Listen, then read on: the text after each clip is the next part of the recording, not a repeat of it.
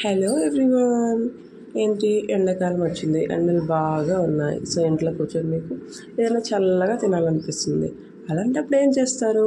So నేను ఒక చిన్న టిప్తో ఈ ఐస్ క్రీమ్ చేసి చూపిస్తున్నా. సో ఇదైతే మీరు ఫాలో అయిపోండి. సో ఒక గ్లాస్ ఆఫ్ వాటర్లో ఒక పటిక బెల్లం వేసుకోండి. సో పటిక బెల్లమే పర్టికులర్గా ఎందుకు అంటే పిల్లల కోసం మంచిది కాబట్టి షుగర్ కంటే.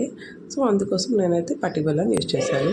1 లెమన్ తీసుకొని కట్ చేసి దాన్ని కూడా ఆ వాటర్లో పిండుకోండి. తర్వాత గ్లూకోన్ డి ఒకటి ఆరెంజ్ ఫ్లేవర్ది తీసుకోండి. So orange flavour Glucon D అనమాట మనం ఈ వాటర్లో కలుపుకోవాలి. సో ఆరెంజే ఎందుకంటే మనకి ఒక ఆరెంజ్ ఐస్ క్రీమ్ తినే ఫీలింగ్. సో ట్రై చేయండి, మా పిల్లలకైతే చాలా నచ్చింది. నేనైతే ఒక 3 టైమ్స్ ఇలా చేశాను. సో మీరు కూడా చేయండి. సో అంతేనండి, ప్రాసెస్ చాలా సింపుల్ అండ్ హెల్దీ అయితే నేను చెప్పలేను. సో బయట వాటికన్నా అయితే ఇదైతే బెస్టే కదండి. సో ఇప్పుడైతే ఈ కలుపుకున్నాం కదా. సో ఇందులో మనకి ఈ సీడ్స్ ఉన్నాయి కదా, లెమన్ సీడ్స్, అవి మనం స్ట్రెయిన్ చేసుకోవాలి. సో ఈ ఐస్ క్రీమ్ అయితే చాలా బాగుంటుందండి.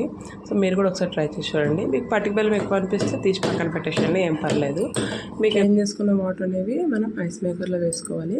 ఐస్ మేకర్లో వేసుకొని ఓవర్ నైట్ పెట్టుకోవాలి డీప్ ఫ్రిడ్జ్లో. మనకి నెక్స్ట్ డే మార్నింగ్ కల్లా ఐస్ క్రీమ్స్ రెడీ అవుతాయి. మీ దగ్గర ఐస్ మేకర్ లేదా? ఏం లేదండి, ఏం చేస్తారంటే చిన్న గ్లాస్ తీసుకొని అందులో వాటర్ వేసి, ఎప్పుడైనా ఐస్ క్రీమ్స్ తింటాం కదండి, సో ఐస్ క్రీమ్ స్టిక్స్ అనేవి పడేయకుండా ఉంచుకోండి. సో ఆ స్టిక్ అనేది ఇందులో పెట్టి డీప్ ఫ్రిడ్జ్లో పెడితే అలా కూడా ఐస్ క్రీమ్ రెడీ అయిపోతుంది.